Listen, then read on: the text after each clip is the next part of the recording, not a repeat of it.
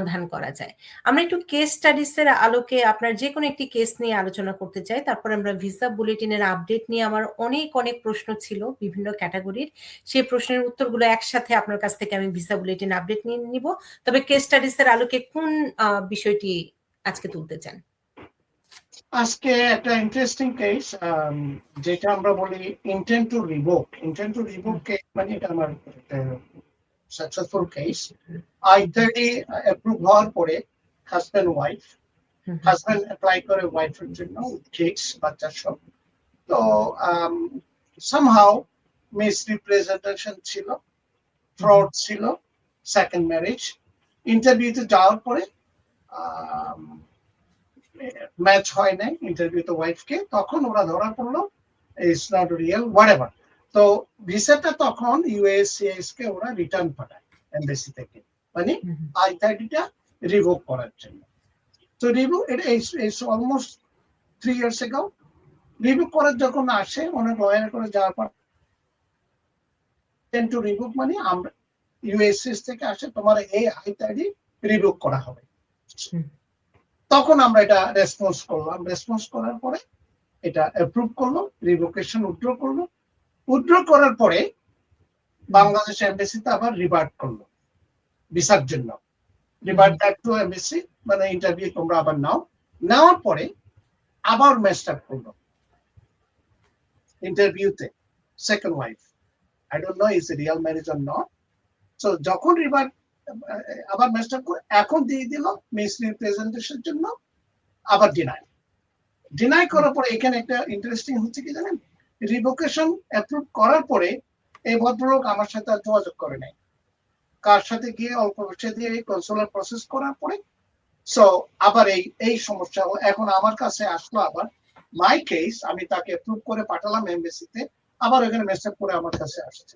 So আমি এখন কেসটা নিব কিনা নেব না, আই এম ডিবেটিং। সো এটা একটা বিরাট সাকসেস। আমার intent to revoke case is very difficult case. যখন রিভোকেশনের জন্য ফেরত পাঠাই, এটা আবার রিঅ্যাপ্রুভ করে এমবাসিতে ভিসার জন্য পাঠা is very challenging, very challenging. তো এটা আমার one of the greatest success আমি বলবো। ইন্টেন্ট টু রিভোক কেস সাধারণত ইজ ভেরি ডিফিকাল্ট। তো এখন হয়তোবা I will take the review the case, আবার হয়তোবা আমি চেষ্টা করব, বাট আই ডোন্ট নো কি হবে সেটি। এই অল্প পয়সার জন্য যখন মানুষ অপেশাদার মানুষের কাছে গিয়ে কেসগুলো নষ্ট করে, সেটি আসলে দুঃখজনক। কারণ যিনি যে বিষয়ে অভিজ্ঞ, সার্টিফিকেটধারী, আপনার যাকে পছন্দ তার কাছেই যাবেন, কিন্তু শুধু দেখে নিবেন তিনি সার্টিফিকেটধারী কিনা, তিনি অ্যাটর্নি কিনা, সেই বিষয়টি একটু জেনে নিবেন। আমরা একদম উপসংহারে চলে এসেছি। ভিসা বুলেটিন আপডেটগুলো একটু ঝটপট যদি দিয়ে দিতেন। ওয়েল ভিসা জুন 2024 কালকেই, হ্যাঁ কালকে 13 তারিখ, আজকে 14, কালকে পাবলিশ হলো। তো এখানে পাবলিকেশনে যেটা একদম ফাইনাল অ্যাকশন যেটা বলি আমরা, মানে ভিসা অ্যাভেলেবল F1 ক্যাটাগরিতে। F1 ক্যাটাগরি মানে আনম্যারিড চাইল্ড অফ সিটিজেন, 17 এর সেপ্টেম্বর 17 যারা অ্যাপ্লাই করেছে তাদের এখন ভিসা হচ্ছে, এটা হচ্ছে F1। আর F2A হচ্ছে সিটিজেনের ছেলে মেয়েরা। এরা এখন ইন্টারেস্টিংলি এখন জানুয়ারি 2025 ভিসা হচ্ছে, ভেরি কারেন্ট। আর F2B ক্যাটাগরি, F2B হচ্ছে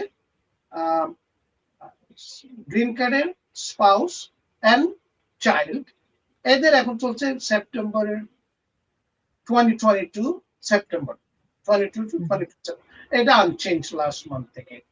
তো এবং married child of US citizen চলছে ফেব্রুয়ারি 12, অনেক 10-12 years behind।